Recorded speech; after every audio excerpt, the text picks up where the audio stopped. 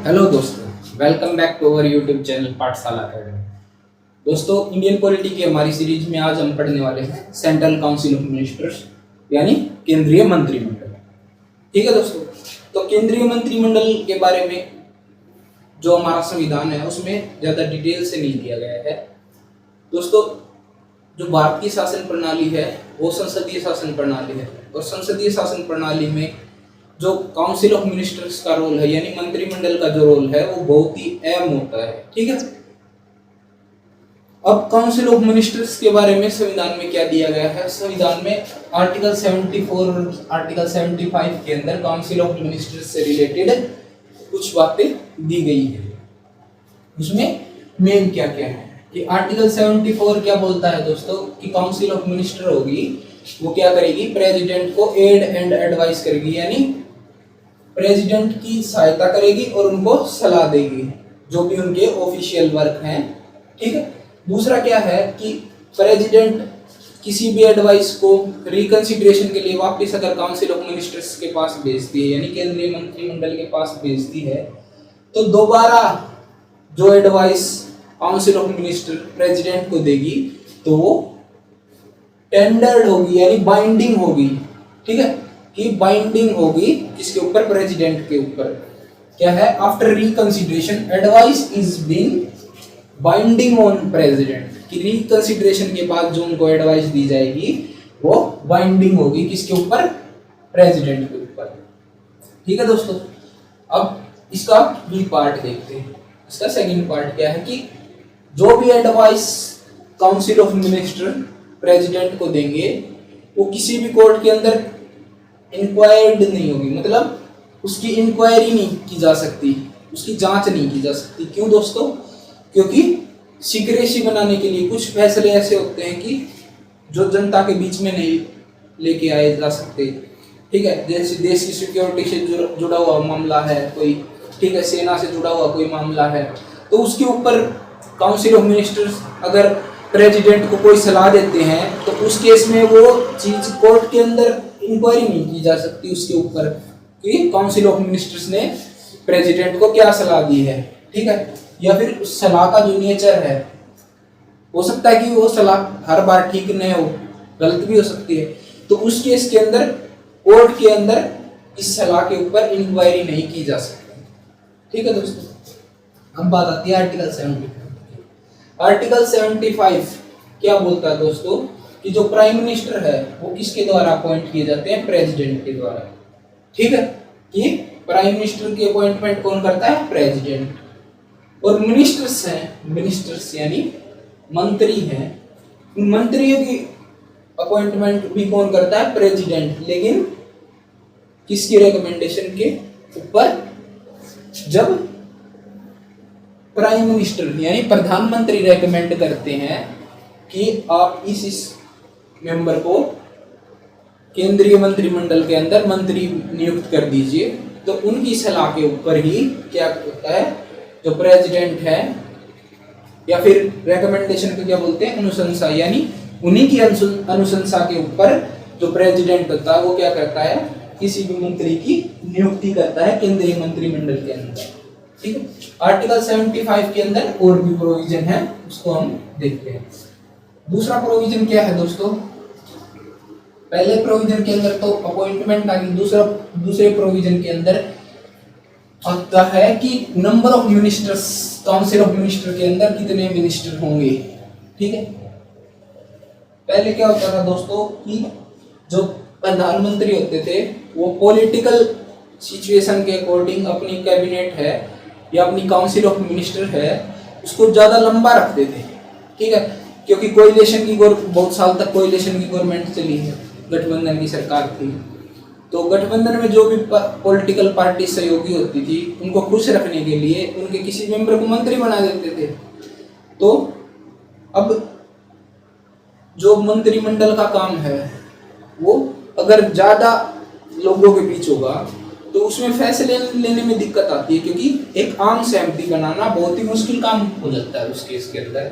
जब किसी काम में ज्यादा लोग इंक्लूड हो जाएं तो उसके ऊपर आम सहमति बनाना मुश्किल हो जाता है।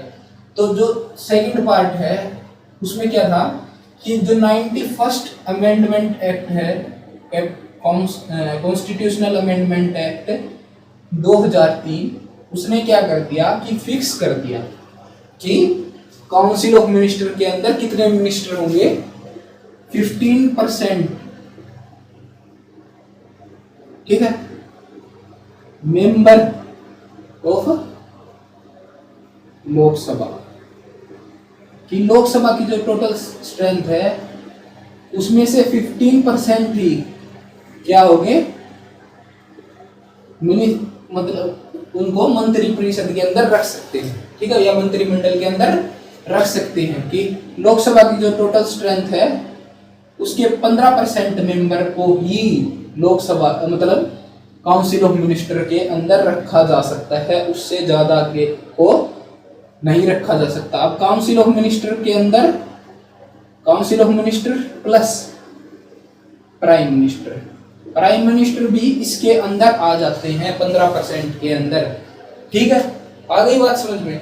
अब जरूरी है कि मिनिस्टर हैं वो लोकसभा से हों, लेकिन स्ट्रेंथ 15% रखनी है लोकसभा की टोटल स्ट्रेंथ की, ठीक है, मिनिस्टर चाहे राज्यसभा से हों चाहे लोकसभा से हों, लेकिन संख्या क्या होगी, वो 15% होगी टोटल मेंबर ऑफ लोकसभा, यानी लोकसभा में जितने मेंबर हैं उसके 15% मेंबर हैं, उनको आप मंत्री बना सकते हैं। दूसरा क्या है, तीसरा क्या है कि अगर कोई member, if any member is disqualified, यानी उसको अयोग्य घोषित किया गया है, disqualified on the ground of defection. अब ये डिफेक्शन क्या होता है दोस्तों, कि अगर डिफेक्शन क्या होता है, डिफेक्शन होता है दोस्तों दल बदल डिफेक्शन, अंडर डिफेक्शन लॉ बोल सकते हैं या डिफेक्शन बोल सकते हैं, यानी दल बदल कानून के अंतर्गत अगर किसी को डिस्क्वालिफाइड यानी अयोग्य घोषित कर दिया गया है तो क्या होगा, उस मेंबर को मंत्री नहीं बना सकते आप, ठीक है। तो दोस्तों he shall be disqualified to appoint as a minister, कि उसको आप मिनिस्टर नहीं बना सकते जो दल बदल कानून के तहत जिसको अयोग्य घोषित किया गया है उसको मंत्रिमंडल के अंदर मंत्री नहीं बनाया जा सकता, ठीक है दोस्तों, आगे बात समझ में। अब फोर्थ क्या है, फोर्थ में आता है दोस्तों कि जो मिनिस्टर्स हैं वो किसकी प्लेजर के ऊपर काम करेंगे, प्रेसिडेंट, ठीक है। आगे बात समझ में कि फोर्थ क्या कहता है, the minister shall be act on the pleasure of president, shall be act on the pleasure of president, ठीक है, pleasure of president, यानी प्रेसिडेंट की जो अनुशंसा होगी उसके ऊपर ही क्या करेंगे, कार्य करेंगे, कौन, जो मिनिस्टर्स होंगे, ठीक है। आगे बात समझ में। पांचवा पॉइंट क्या बोलता है दोस्तों, पांचवा पॉइंट ये बोलता है कि जो काउंसिल ऑफ मिनिस्टर है वो कलेक्टिवली रिस्पॉन्सिबल होगी किसको, यानी जो भी कार्य वो करेंगे उसके लिए किसी के प्रति उनकी जिम्मेवारी तो होगी, मतलब वो रिस्पॉन्सिबल तो होंगे किसी के प्रति, ठीक है, कि उन्हें किसी को तो जवाब देना होगा। अगर आप कोई काम करते हैं तो उसकी जिम्मेदारी तय की जाती है कि आप उस काम को अगर करते हैं, अगर कोई गलती हो जाती है तो उसके लिए कौन जिम्मेवार होगा, या फिर आपकी क्या रिस्पॉन्सिबिलिटी है, किसके प्रति आप उत्तरदायी हैं, ठीक है दोस्तों। तो वो बात आती है कि काउंसिल ऑफ मिनिस्टर्स यानी केंद्रीय मंत्रिमंडल है वो क्या होगा, कलेक्टिवली रिस्पॉन्सिबल टू लोकसभा, कि वो क्या होंगे, कलेक्टिवली रिस्पॉन्सिबल होंगे, किसके, संयुक्त रूप से जिम्मेवार होंगे, किसके प्रति, लोकसभा के प्रति, यानी लोकसभा के प्रति संयुक्त रूप से जिम्मेवार होंगे काउंसिल ऑफ मिनिस्टर्स। ठीक है, अब ये कलेक्टिव रिस्पॉन्सिबिलिटी है, इसको आगे हम डिटेल में पढ़ेंगे। ठीक है, अब छठा पॉइंट क्या आता है, छठा पॉइंट ये आता है, छठा पॉइंट क्या बोलता है दोस्तों, the minister is also individual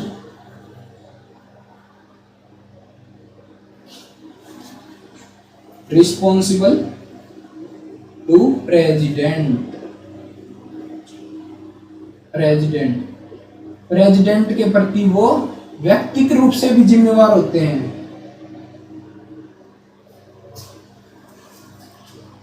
individual यानी व्यक्तिगत रूप से ही भी क्या है, वो जिम्मेवार होते हैं, किसके प्रति, राष्ट्रपति के प्रति। ठीक है, इंडिविजुअल और कलेक्टिव रिस्पॉन्सिबिलिटी है, उसको हम डिटेल में आगे पढ़ेंगे कि इंडिविजुअल रिस्पॉन्सिबिलिटी क्या होती है और कलेक्टिव रिस्पॉन्सिबिलिटी क्या होती है।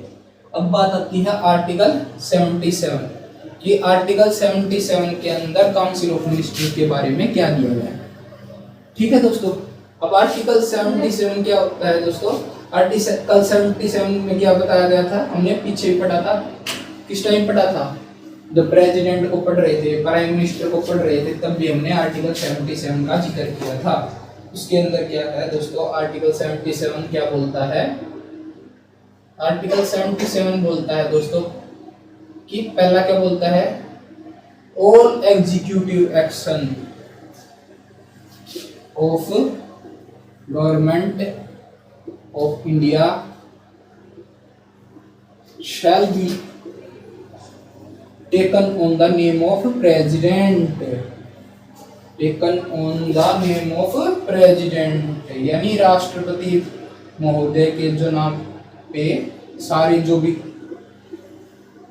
कार्यकारी गतिविधियां हैं केंद्र सरकार की, वो सारी किसके नाम पे होंगी, वो होंगी प्रेसिडेंट के नाम के ऊपर। आगे बात समझ में कि प्रेसिडेंट के नाम के ऊपर सारी कार्यकारी गतिविधियां होंगी। दूसरा क्या आता है दोस्तों कि all order and instrument, all order and instrument is authenticated by which manner is specified by president, specified by president। क्या होता है इसका मतलब दोस्तों कि जो भी ऑर्डर या जो भी इंस्ट्रूमेंट है, ठीक है, या जो भी ऑर्डर, कोई भी ऑर्डर देना है, कोई भी कानून पास करना है, तो वो किस तरह से ऑथेंटिकेट होगा, प्रेसिडेंट के द्वारा। उसके लिए रूल कौन बनाता है, प्रेसिडेंट स्पेसिफाई करते हैं कि जो भी ऑर्डर, इंस्ट्रूमेंट, बिल या फिर एक्ट बोल सकते हैं कि वो किस तरह से ऑथेंटिकेट होंगे, उसको कौन स्पेसिफाई करता है, प्रेसिडेंट। तीसरा क्या है, तीसरा होता है transaction of businesses, transaction of business. ये क्या चीज है, ट्रांजैक्शन ऑफ बिजनेस प्रेसिडेंट पढ़ रहे थे तब भी हमने बताया था कि ट्रांजैक्शन ऑफ बिजनेस का क्या मतलब होता है दोस्तों कि केंद्र सरकार के अधीन आने वाली जो भी मिनिस्ट्रीज हैं या भी जो भी डिपार्टमेंट है, सॉरी दोस्तों, तो उनका एलोकेशन मिनिस्ट्री मतलब डिफरेंट मिनिस्टर को कैसे होगा, या फिर उनके जो कार्य हैं उनका विभाजन कैसे होगा कि किस मिनिस्ट्री के अंडर कौन सा कार्य जाएगा, किस मिनिस्ट्री के अंडर कौन सा कार्य जाएगा। ठीक है, तो उन सब का जो बंटवारा होता है या फिर एलोकेशन होता है डिफरेंट मिनिस्ट्रीज का, मिनिस्टर्स को, कि जब किसी मिनिस्टर को मिनिस्ट्री दी जाती है या फिर उनके काम का बंटवारा होता है, तो वो किसके द्वारा किया जाता है, वो किया जाता है प्रेसिडेंट के द्वारा। ठीक है दोस्तों, आ गई बात समझ में? ठीक है, अब आता है आर्टिकल नंबर 78। आर्टिकल नंबर 78 क्या बोलता है? ठीक है, आर्टिकल नंबर 78 हमने डिटेल में प्राइम मिनिस्टर पढ़ा था, तब भी किया था, अब भी देख लेते हैं कि आर्टिकल नंबर 78 क्या बोलता है। ठीक है, पहला क्या बोलता है कि आर्टिकल नंबर 78 के अकॉर्डिंग क्या है दोस्तों, जो प्राइम मिनिस्टर हैं वो क्या है? प्रिंसिपल चैनल है किसके बीच में? प्रिंसिपल चैनल है किसके बीच में? प्रेसिडेंट और काउंसिल ऑफ मिनिस्टर, यानी मुख्य माध्यम है दोनों के बीच वार्तालाप का। जो मुख्य माध्यम है या बातचीत का जो मुख्य माध्यम है वो कौन है? Prime minister. तो प्राइम मिनिस्टर की क्या ड्यूटी बनती है इस केस के अंदर? To communicate all decision taken by council of minister, decision taken by council of minister to president related to administration of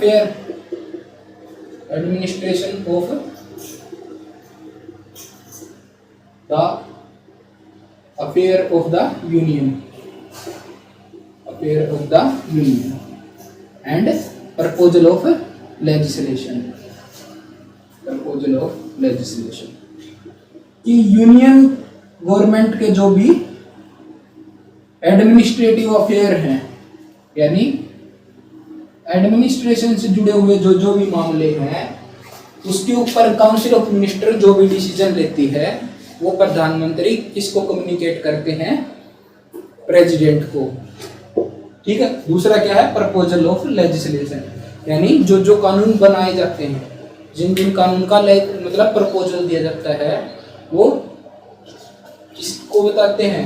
prime minister president को बताते हैं कि ये कानून हम लेके आने वाले हैं, इसका प्रपोजल है वो काउंसिल ऑफ मिनिस्टर्स ने सुझाया है। ठीक है, दूसरा क्या है? यही जानकारी जो ऊपर है ये तो क्या है कि प्रेसिडेंट को कम्युनिकेट करेंगे खुद, लेकिन अगर इफ प्रेसिडेंट में कॉल कि प्रेसिडेंट अगर जानकारी मांगते हैं ना इन सारी चीजों के बारे में, तो भी वो प्राइम मिनिस्टर की ड्यूटी है कि प्रेसिडेंट को वो जो इस चीज के बारे में बताएं कि यूनियन के जो एडमिनिस्ट्रेटिव अफेयर हैं और प्रपोजल ऑफ लेजिस्लेशन के बारे में भी प्राइम मिनिस्टर को बताना पड़ता है। पहले केस में क्या था कि वो खुद बताते हैं, दूसरे में क्या होगा कि जब प्रेसिडेंट पूछते हैं ना, खुद पूछते हैं कि प्राइम मिनिस्टर से कि आप एडमिनिस्ट्रेटिव अफेयर में क्या क्या प्रोग्रेस हो रही है या फिर किसी कानून के प्रपोजल में क्या प्रोग्रेस है, तो उसके बारे में क्या कौन बताता है? Prime minister. तीसरा क्या है दोस्तों? तीसरा आता है कि रिकंसिडरेशन के केस में, रिकंसिडरेशन वाला पॉइंट आर्टिकल 74 के अंदर भी क्या बताया था कि रिकंसिडरेशन उसके अंदर क्या था कि एडवाइस थी। अब क्या है रिकंसिडरेशन में? यहाँ क्या है कि अगर if any minister take decision,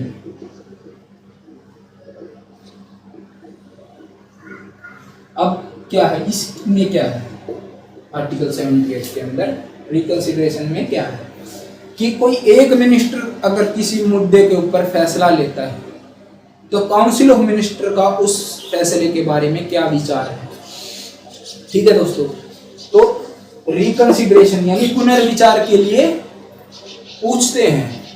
जो प्रेसिडेंट है वो पीएम से कहते हैं कि आप जो भी आपकी काउंसिल ऑफ मिनिस्टर का विचार है इस बारे में वो मेरे को सबमिट करवाइए। कब? जब एक मिनिस्टर किसी डिसीजन मतलब किसी मैटर के ऊपर डिसीजन लेता है। ठीक है, आगे बात समझ में। जब एक मिनिस्टर किसी मैटर के ऊपर डिसीजन लेता है तो प्रेसिडेंट क्या करते हैं, प्रधानमंत्री को बोलते हैं कि आपकी जो काउंसिल ऑफ मिनिस्टर है उसका इस फैसले के बारे में क्या विचार है वो मेरे को बताइए, ठीक है, या फिर रिकंसिडरेशन सबमिट कीजिए, इसको ये बोल सकते हैं कि रिकंसिडरेशन सबमिट कीजिए। आगे बात समझ में दोस्तों, ठीक है। अब बात आती है कि एडवाइस कि प्रेसिडेंट को जो काउंसिल ऑफ मिनिस्टर एडवाइस देते हैं उसका नेचर क्या होगा, ठीक है। आगे बात सुनो, ठीक, nature of advice. Nature of advice क्या है दोस्तों, कि एडवाइस है उसका नेचर कैसा है, यानी वो बाइंडिंग है या नॉन बाइंडिंग है। तो आर्टिकल 42 और आर्टिकल 42 कब बना था दोस्तों, 1976 के अंदर, ठीक है। इसने क्या कर दिया था कि जो काउंसिल ऑफ मिनिस्टर की एड एंड एडवाइस है वो प्रेसिडेंट के ऊपर बाइंडिंग होगी। अब 44th कॉन्स्टिट्यूशन अमेंडमेंट 1978 जो जनता पार्टी की गवर्नमेंट लेके आई थी, उसमें क्या कर दिया कि बाइंडिंग तो इस केस में भी होगी, लेकिन प्रेसिडेंट क्या कर सकते हैं, जो पहली बार में जो एडवाइस आई है उसको रिकंसिडरेशन के लिए भेज सकते हैं काउंसिल ऑफ मिनिस्टर के पास। लेकिन अगर काउंसिल ऑफ मिनिस्टर दोबारा से उस एडवाइस को भेजती है प्रेसिडेंट के पास, तो वो क्या होगा, बाध्य होंगे प्रेसिडेंट उस एडवाइस को मानने के लिए, ठीक है। इन्होंने फर्स्ट टाइम में क्या कर दिया, बाइंडिंग, इन्होंने क्या कर दिया, रिकंसिडरेशन का जो ऑप्शन है वो छोड़ दिया प्रेसिडेंट के लिए कि आप रिकंसिडरेशन के लिए भेज सकते हैं, लेकिन रिकंसिडरेशन के बाद फिर से बाइंडिंग होगी, ठीक है दोस्तों। अब बात क्या है कि 1971 के अंदर सुप्रीम कोर्ट ने क्या बोला था, सुप्रीम कोर्ट ने बोला था कि जो एड एंड एडवाइस है प्रेसिडेंट के ऊपर बाइंडिंग है,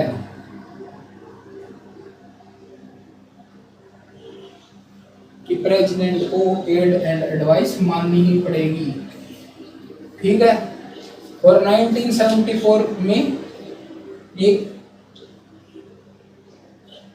1974 में क्या किया था एड एंड एडवाइस के लिए, और 1974 में क्या कर दिया कि जब प्रेसिडेंट को जैसे सेटिस्फेक्शन होता है ना, जो प्रेसिडेंट का कि ऑर्डिनेंस मेकिंग पावर के केस में आता है कि जो प्रेसिडेंट सेटिस्फाई होते हैं कंडीशन के साथ कि अब अध्यादेश ला सकते हैं, तो जो प्रेसिडेंशियल सेटिस्फेक्शन है वो भी क्या कर दिया, उनको एब्सोल्यूट सेटिस्फेक्शन नहीं है, उसमें भी क्या कर दिया कि आपको जो एडवाइस काउंसिल ऑफ मिनिस्टर देते हैं वो ही माननी पड़ेगी, उसके ऊपर ही आपकी सेटिस्फेक्शन आधारित है, इंडिविजुअल सेटिस्फेक्शन नहीं है कि आप खुद सेटिस्फाई हैं। प्रेसिडेंट अगर खुद सेटिस्फाई है तो वो मैटर नहीं करता, मैटर करता है कि काउंसिल ऑफ मिनिस्टर सेटिस्फाई है या नहीं है। अगर काउंसिल ऑफ मिनिस्टर सेटिस्फाई नहीं है तो प्रेसिडेंट अपनी पावर को यूज नहीं कर पाएंगे उस केस के अंदर, ठीक है दोस्तों। अब बात आती है मिनिस्टर्स की ओथ की, ठीक है, मिनिस्टर्स की ओथ की बात आती है कि ओथ कैसी होती है, ठीक है दोस्तों। ओथ जैसी प्राइम मिनिस्टर की होती है वैसी ओथ किसकी होती है, काउंसिल ऑफ मिनिस्टर। पहला क्या होता है, to show faith and allegiance, allegiance toward constitution, constitution. दूसरा क्या है, दूसरा क्या है, to faithfully execute his official duty, ठीक है, to faithfully execute his official duty. तीसरा क्या आता है दोस्तों, to protect sovereignty, sovereignty and integrity of India. बिल्कुल सेम ओथ है जो किसकी थी, जो होती है प्राइम मिनिस्टर के केस में, बिल्कुल वही ओथ होती है। ठीक है, अब इनकी ओथ कौन दिलाता है, प्रेसिडेंट। प्रेसिडेंट ओथ दिलाते हैं इसको, काउंसिल ऑफ मिनिस्टर्स को। ठीक है दोस्तों, अब एक बात, एक इसके अंदर केस आया था 1991, यानी 1990 के अंदर एक केस आया था जब चौधरी देवीलाल ने डेप्यूटी प्राइम मिनिस्टर की शपथ ली थी, तो उसको क्या किया गया था, चैलेंज किया गया था। किस बेस के ऊपर चैलेंज किया गया था दोस्तों, उसके अंदर बोला गया था कि कॉन्स्टिट्यूशन के अंदर डिप्टी प्राइम मिनिस्टर का कोई पद होता ही नहीं है, इसलिए उनका इस पद पर ओथ लेना बिल्कुल गलत है, कॉन्स्टिट्यूशन का वायलेशन है। तो उस केस के अंदर सुप्रीम कोर्ट ने क्या बोला था कि कॉन्स्टिट्यूशन के अंदर किसी भी पद के बारे में, यानी काउंसिल ऑफ मिनिस्टर है, उसके बारे में कोई जानकारी नहीं दी गई है किसी पद के बारे में। ठीक है, क्या दिया गया है, सिर्फ कि मिनिस्टर्स होंगे, उनका नाम क्या होगा। ठीक है ना, क्या बोला था, कॉन्स्टिट्यूशन के अंदर क्या दिया गया है कि काउंसिल ऑफ मिनिस्टर्स होगी, लेकिन उनका नाम नहीं दिया गया था। कैसे नाम, कैसे दोस्तों, कि कोई होता है, तीन तरह के मिनिस्टर होते हैं ना, कैबिनेट मिनिस्टर होता है, minister of state with independent charge, ministry of state. ठीक है, जिसको किसी मिनिस्ट्री के साथ अटैच कर दे। तो अब ये बोल दिया था सुप्रीम कोर्ट ने कि मिनिस्टर के बारे में बताया गया है, ये नहीं बताया गया कि उनका नाम क्या होगा, यानी उनका डिस्क्रिप्शन नहीं दिया गया है कि उनके नाम क्या होगा। अब उन्होंने क्या बोला था कि जो डेप्यूटी पीएम है वो डिस्क्रिप्टिव है। डिस्क्रिप्टिव कैसे दोस्तों, कि ये एक नाम है, सिर्फ एक नाम है ये मिनिस्टर का। डेप्यूटी प्राइम मिनिस्टर होने से ये नहीं हो जाता कि वो प्राइम मिनिस्टर की जो पावर है उनको यूज कर सकते हैं। आई बात समझ में, यानी उनकी पावर होगी वो सिर्फ एक मिनिस्टर वाली होगी। अगर डेप्यूटी प्राइम मिनिस्टर है कोई, तो उसकी जो पावर होंगी वो मिनिस्टर के समान होंगी, न कि प्राइम मिनिस्टर। तो डेप्यूटी प्राइम मिनिस्टर है वो एक मिनिस्टर का नाम है। ठीक है, बात आगे समझ में। जैसे तीन तरह के मिनिस्टर होते हैं, कैबिनेट, राज्य मंत्री, स्वतंत्र प्रभार, और राज्य मंत्री जो किसी विशेष मिनिस्ट्री के साथ अटैच कर दिया है। तो उसी प्रकार क्या होता है, डेप्यूटी प्राइम मिनिस्टर भी बोल सकते हैं। तो वो एक मंत्री का प्रकार है, न कि अलग से कोई मंत्री ही बना दिया जिसका संविधान के अंदर उल्लेख नहीं है। ऐसा कोई पद नहीं है ये सिर्फ मंत्री का एक अलग प्रकार है। ठीक है, डेप्यूटी प्राइम मिनिस्टर की पावर का यूज नहीं कर सकता।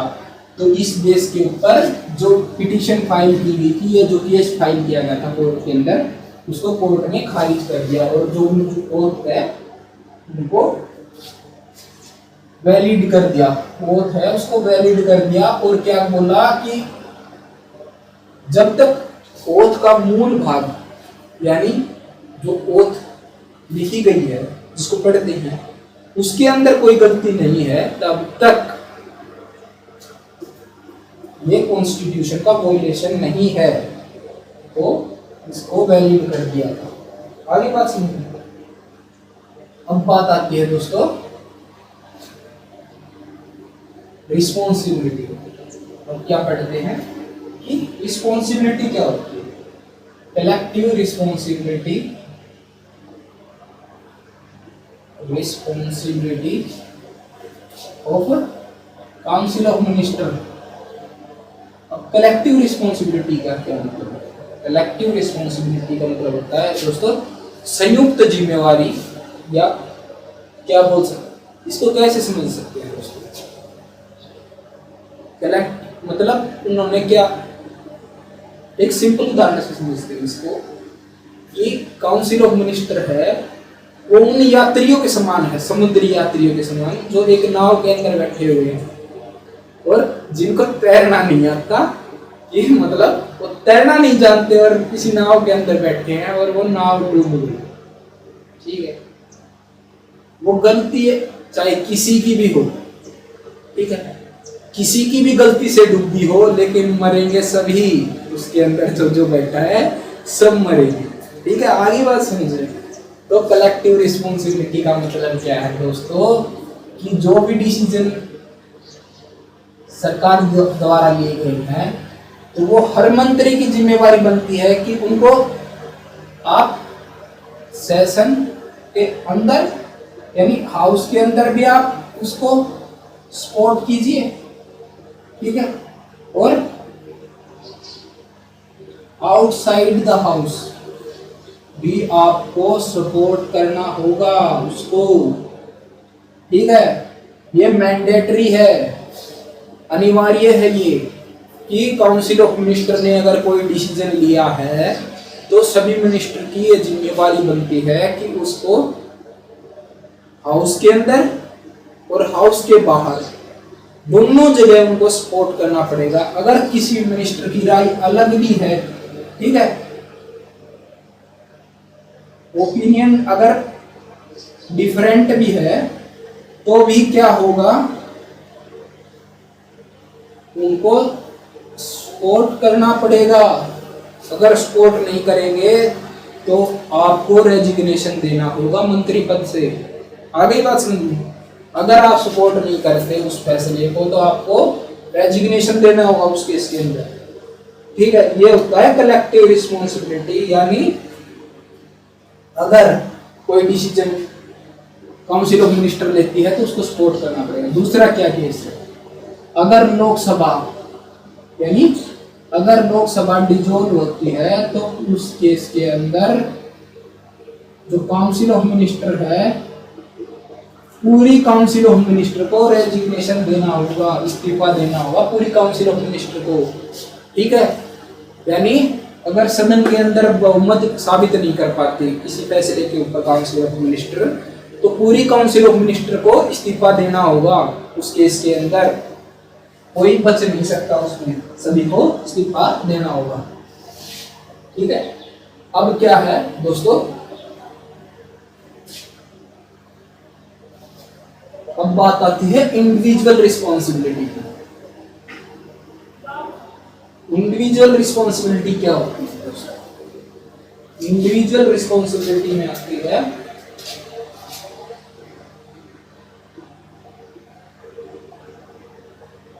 इंडिविजुअल रिस्पॉन्सिबिलिटी क्या है दोस्तों? इंडिविजुअल रिस्पॉन्सिबिलिटी में आता है कि पहला केस क्या है कि प्रेसिडेंट को ये लगता है कि ये जो मिनिस्टर है वो इसकी ओपिनियन में काम नहीं कर रहा है, सरकार की ओपिनियन के साथ सहमत नहीं है। ठीक है, सरकार की ओपिनियन के साथ इसकी ओपिनियन डिफरेंट है, तो प्राइम मिनिस्टर के कहने पर प्रेसिडेंट क्या कर देंगे, उसको पद से हटा देंगे। ठीक है, एक तो ओपिनियन का डिफरेंस है। दूसरा क्या है, अगर सेटिस्फाई नहीं है प्राइम मिनिस्टर किससे, नॉट सेटिस्फाइड विथ परफॉर्मेंस, अगर उनकी परफॉर्मेंस से सेटिस्फाई नहीं है प्राइम मिनिस्टर, तो भी वो क्या कर सकते हैं, प्रेसिडेंट को ये बोल सकते हैं कि आप इनको डिसमिस कर दीजिए, इस मिनिस्टर को डिसमिस कर दीजिए। ठीक है, ये तो एक केस अलग है। अब दूसरा केस क्या है दोस्तों? दूसरा केस में इंडिविजुअल रिस्पॉन्सिबिलिटी के अंदर आता है दोस्तों कि अगर कोई मिनिस्टर है, उसकी मिनिस्ट्री के अंदर कोई भी गलत काम होता है, रॉन्ग डिसीजन लिया जाता है, ठीक है, या फिर जानबूझकर कोई मैलिफाइड इंटेंशन से कोई रॉन्ग डिसीजन लिया जाता है, तो जो रिस्पॉन्सिबिलिटी होगी ना रिस्पॉन्सिबिलिटी होगी, तो वो क्या होगी, कंसर्न मिनिस्टर, कि जो मिनिस्टर है उस मिनिस्ट्री का उसकी जिम्मेवारी होगी। ठीक है दोस्तों, उस मिनिस्टर की जिम्मेवारी होगी अगर कोई फैसला उसकी मिनिस्ट्री में गलत लिया जाता है तो जिम्मेवारी किसकी होगी, जिस मिनिस्ट्री के अंदर वो मिनिस्ट्री आती है। आगे बात समझिए, ये हो गया इंडिविजुअल रिस्पॉन्सिबिलिटी। और इंडिविजुअली रिस्पॉन्सिबल किस होते हैं मिनिस्टर, वो होते हैं प्रेसिडेंट को। ठीक है, अगर वो उनकी प्लेजर को सेटिस्फाई नहीं कर पाते तो वो उनको डिसमिस कर देते हैं। ठीक है, वो प्लेजर किसके ऊपर डिपेंड करती है, प्राइम मिनिस्टर की सजेशन के ऊपर। अब बात आती है दोस्तों composition of council of minister. Composition of council of minister, ये काउंसिल ऑफ मिनिस्टर की कंपोजिशन कैसी है या संरचना कैसी है, संरचना, कंपोजिशन को क्या बोलते हैं, संरचना। ठीक है, तो पहला क्या है कि उसके अंदर कैबिनेट मिनिस्टर, 3 प्रकार के मिनिस्टर होते हैं दोस्तों, होते तो 4 प्रकार के भी हैं, लेकिन जो मेनली 3 प्रकार के ये भी देखने को मिलते हैं। ठीक है, दूसरा क्या है, मिनिस्ट्री ऑफ स्टेट। अब इसके अंदर क्या आता है दोस्तों, या तो मिनिस्ट्री ऑफ स्टेट किसी मिनिस्ट्री के साथ अटैच होंगे, या फिर आता है ministry of state with independent charge, independent charge. आगे बात सुनिए दोस्तों। तीसरा क्या होता है दोस्तों, डेप्यूटी मिनिस्टर। 3 तरह के होते हैं। चौथी तरह का होता है मिनिस्टर सेक्रेटरीज। ठीक है, वो आजकल यूज मतलब वो मिनिस्टर है उस प्रकार के मिनिस्टर को आजकल बनाया नहीं जाता कि डेप्यूटी मतलब मिनिस्टर सेक्रेटरी है उनको नहीं बनाया जाता। 3 तरह के ही मिनिस्टर पाए जाते हैं काउंसिल ऑफ मिनिस्टर के अंदर। पहला क्या है, कैबिनेट मिनिस्टर। कैबिनेट मिनिस्टर वो होते हैं दोस्तों कि काउंसिल ऑफ मिनिस्टर के अंदर 15 से 20 ऐसे मिनिस्टर होते हैं जो जिनका पॉलिटिकल रुतबा होता है, यानी राजनीतिक जो रुतबा होता है वो बड़ा होता है और उनको अहम जिम्मेवारियां दी जाती हैं। बड़े बड़े मंत्रालय दिए जाते हैं, जैसे गृह मंत्रालय है, विदेश मंत्रालय है, रक्षा मंत्रालय है, ठीक है, फाइनेंस मिनिस्ट्री है। तो वो जो रुतबे वाले जो ज्यादा जिम्मेवारी वाले व्यक्ति हैं या फिर प्राइम मिनिस्टर जिनके ऊपर ज्यादा विश्वास करते हैं तो उन लोगों को ये मंत्रालय दिए जाते हैं। ठीक है, ऐसे लोगों की संख्या 15 से 20 हो सकती है, 15 to 20 फिक्स नहीं है, ये ज्यादा भी हो सकती है कम भी हो सकती है, जरूरी नहीं है 15 से 20 हो, लेकिन 15 से 20 ऐसे मिनिस्टर पाए जाते हैं काउंसिल ऑफ मिनिस्टर के अंदर जो किसी भी मिनिस्ट्री को हेड करते हैं। दूसरा नंबर आता है ministry of state. Ministry of state के अंदर क्या है दोस्तों, minister of state, minister of state 2 प्रकार के होते हैं। मिनिस्टर ऑफ स्टेट ये क्या होते हैं, किसी मिनिस्ट्री के साथ अटैच कर दिया जाता है। जो खाली मिनिस्टर ऑफ स्टेट लिखा मिलेगा वो क्या होगा, किसी मिनिस्ट्री के साथ अटैच होगा और उस मिनिस्ट्री में जो कैबिनेट मिनिस्टर हैं वो तो हेड होंगे और उनके सबऑर्डिनेट कौन होंगे, मिनिस्टर ऑफ स्टेट है। ठीक है, ये किसके प्रति रिस्पॉन्सिबल होंगे, कैबिनेट मिनिस्टर के प्रति।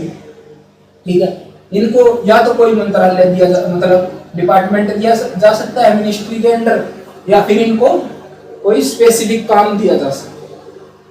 ठीक है, अब ये क्या है कि ministry of state with independent charge. Independent charge यानी स्वतंत्र प्रभार। इसके में क्या होता है दोस्तों, ministry of state with independent charge का मतलब होता है कि इनको कोई स्पेसिफिक डिपार्टमेंट अलॉट नहीं किया जाता। ये इनको जो मिनिस्ट्री मिलती है ना, तो इनकी पोजीशन एनालोगस किसकी होती है, एनालोगस। एनालोगस का मतलब समझा टू कैबिनेट मिनिस्टर। ठीक है, इनके ऊपर कैबिनेट मिनिस्टर नहीं होता उस मिनिस्ट्री के अंदर, ठीक है। जो भी फैसले लेने होते हैं वो यही मिनिस्टर लेते हैं और डायरेक्टली किसको रिपोर्ट करते हैं, प्राइम मिनिस्टर को।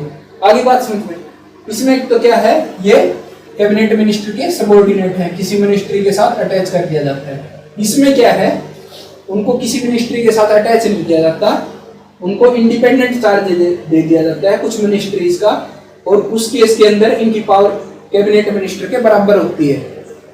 आ गई बात समझ में, ठीक है दोस्तों। अब तीसरा आता है डेप्यूटी मिनिस्टर। डेप्यूटी मिनिस्टर क्या होता है दोस्तों, इनको स्वतंत्र प्रभार नहीं मिलता कभी भी, ठीक है। इनको किसी ना किसी मिनिस्ट्री के साथ अटैच कर दिया जाता है, अटैच विथ एनी मिनिस्ट्री, कि किसी मिनिस्ट्री के साथ इनको अटैच कर दिया जाता है, और ये जो कैबिनेट मिनिस्टर है उनकी सहायता करते हैं, ठीक है। उनकी सहायता करते हैं पॉलिटिकल लेवल पर, एडमिनिस्ट्रेटिव लेवल है तो उसके ऊपर इनकी कैबिनेट मिनिस्टर की सहायता करते हैं, ठीक है, सहायता करते हैं दोस्तों। लेकिन कैबिनेट की जो मीटिंग होती है उसके अंदर ये शामिल नहीं होते, शामिल कौन होता है, सिर्फ कैबिनेट मिनिस्टर, ठीक है। आगे बात समझ लें कि 3 तरह के मिनिस्टर होते हैं, ठीक है।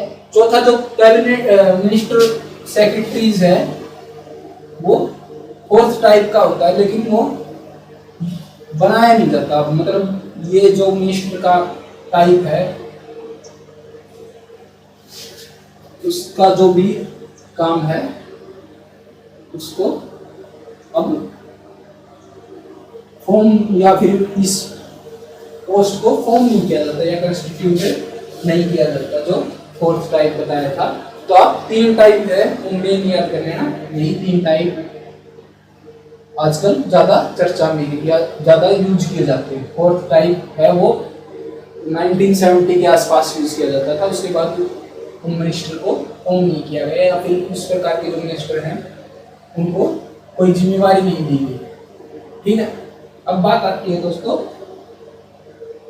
किचन, मतलब कैबिनेट ये क्या है, काउंसिल ऑफ मिनिस्टर और कैबिनेट के अंदर डिफरेंस क्या होता है, ठीक है।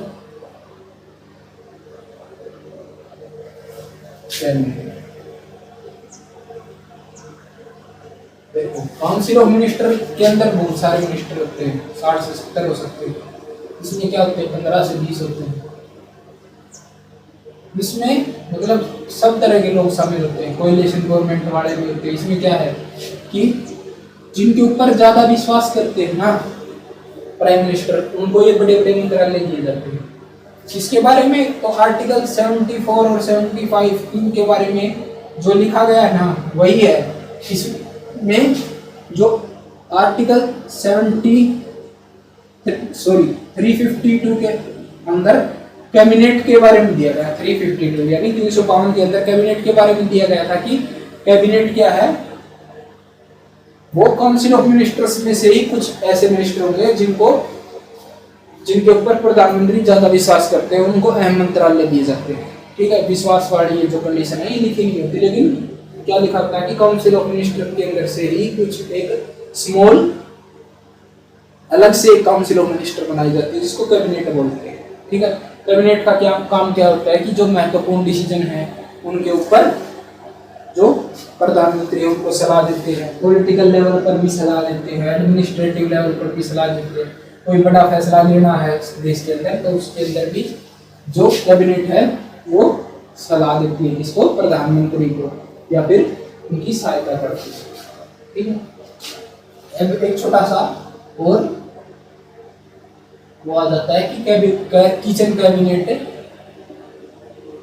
क्या होता है। किचन कैबिनेट कुछ नहीं होता दोस्तों, मतलब रियल में ऐसे कोई कॉन्स्टिट्यूशन के अंदर कोई टर्म नहीं है, लेकिन किचन कैबिनेट का मतलब क्या है दोस्तों कि जो कैबिनेट के अंदर से भी 3-4 जो खास आदमी हैं उनके साथ प्रधानमंत्री हर फैसले के ऊपर विचार विमर्श करते हैं, तो उसको बोल दिया जाता है किचन कैबिनेट। उसमें जरूरी नहीं है कि मिनिस्टर ही शामिल है, हो सकते हैं कि जो प्राइम मिनिस्टर है उनके फैमिली वाले भी शामिल हो, कोई मतलब पद नहीं है ये, लेकिन बस एक टर्म यूज की जाती है किचन कैबिनेट, कि जो विश्वास पात्र आदमी है प्राइम मिनिस्टर के, उनके साथ जो अलग अलग फैसले हैं उनके ऊपर डिस्कशन करते हैं प्राइम मिनिस्टर। ठीक है दोस्तों, तो इसको बोल देते हैं किचन कैबिनेट। अब आती है जो आर्टिकल, एक आर्टिकल और रहेगा दोस्तों इसके अंदर, आर्टिकल 88। आर्टिकल 88 क्या बोलता है कि जो मिनिस्टर होंगे वो क्या कर सकते हैं, किसी भी जो सदन की है, मतलब प्रोसीडिंग है किसी भी सदन की, उसके अंदर भाग ले सकते हैं। या तो लोकसभा हो, राज्यसभा हो, जॉइंट सेशन हो, या फिर मीटिंग हो, कोई भी मीटिंग हो कैबिनेट की। ठीक है, तो या फिर किसी कमेटी की मीटिंग हो। कैबिनेट की मीटिंग में तो कैबिनेट मिनिस्टर ले सकते हैं, लेकिन कैबिनेट कमेटी, किसी कमेटी की अगर कोई बैठक है तो उसके अंदर जो मिनिस्टर है वो हिस्सा ले सकते हैं, लेकिन उन्हीं कैबिनेट के अंदर, कमेटी के अंदर हिस्सा ले सकते हैं जिसके अंदर वो मेंबर हैं। ठीक है दोस्तों, जिस कमेटी के अंदर मेंबर हैं उसी के अंदर हिस्सा ले सकते हैं, दूसरी किसी में नहीं ले सकते। लोकसभा, राज्यसभा और जॉइंट सेशन में ले सकते हैं। ठीक है, लेकिन वोट कहाँ काउंट डालेंगे, वोट कहाँ डाल सकते हैं, जिसके अंदर वो मेंबर हैं, जिस हाउस के अंदर जो भी मंत्री मेंबर है वो उसी हाउस के अंदर वोट डाल सकता है, ना कि दोनों हाउस के अंदर। आगे बात समझिए कि अगर कोई लोकसभा, कोई मंत्री लोकसभा का मेंबर है तो लोकसभा में वोट डाल सकता है, लेकिन वो जो इनकी प्रोसीडिंग है लोकसभा और राज्यसभा दोनों की प्रोसीडिंग के अंदर भाग ले सकता है, कार्यवाही के अंदर भाग ले सकता है, लेकिन वोट सिर्फ लोकसभा के अंदर ही डाल सकता है। या फिर राज्यसभा का मेंबर है तो राज्यसभा के अंदर वोट डाल सकता है। ठीक है दोस्तों, यह हो गया हमारा सेंट्रल काउंसिल ऑफ मिनिस्टर्स। इसके बाद करेंगे जो स्टेट काउंसिल ऑफ मिनिस्टर है। उससे पहले क्या होगा दोस्तों, स्टेट काउंसिल ऑफ मिनिस्टर करेंगे, इसके बाद उससे पहले क्या होगा कि जो हमारे केसेस रहते हैं प्रेसिडेंट से जुड़े, जो इम्पोर्टेंट जजमेंट है सुप्रीम कोर्ट की, उनके ऊपर भी हम वीडियो बनाएंगे। जैसे आरसी कूपर केस है, जो बैंक नेशनलाइजेशन वाला केस है, जिसके अंदर 14 बैंक का नेशनलाइजेशन किया था इंदिरा गांधी गवर्नमेंट ने, तो उसको भी पढ़ेंगे। ठीक है दोस्तों, तो आज का जो लेक्चर है वो यहीं पर समाप्त होता है। ठीक है, आप चैनल को सब्सक्राइब कीजिए, लाइक कीजिए और वीडियो को अपने दोस्तों तक पहुंचाइए ताकि उनको भी लाभ मिल सके।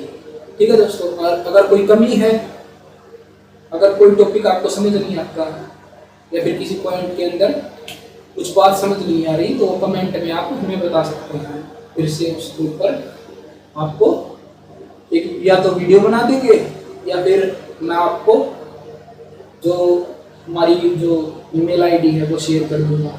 ठीक है, उसके ऊपर आप अपने जो भी डाउट्स हैं वो हमें लिख के भेज सकते हैं, हम उसका कोशिश करेंगे कि जल्दी से जल्दी उसका जवाब दे पाएँ आपको। ठीक है, तो धन्यवाद दोस्तों, जय हिंद, जय भारत।